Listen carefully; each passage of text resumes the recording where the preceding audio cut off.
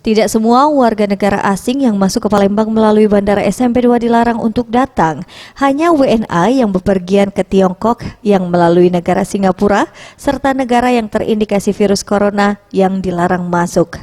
Kepala Divisi Keimigrasian Kanwil Kemenkumham Sumsel, Hendro Triprasetyo mengatakan, warga negara asing yang tidak melintas di negara indikasi virus corona diperbolehkan masuk, tentunya dengan standar kesehatan yang berlaku.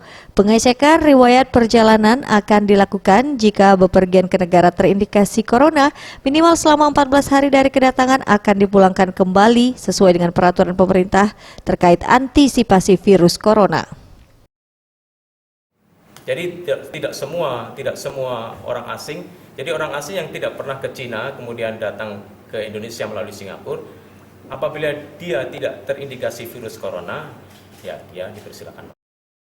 Pihaknya juga saat ini telah melakukan pengamanan ketat di bandara serta perizinan pembuatan paspor, terutama ke negara tujuan Tiongkok yang masuk kategori zona merah untuk penyebaran virus corona. Tim Liputan Sriwijaya TV.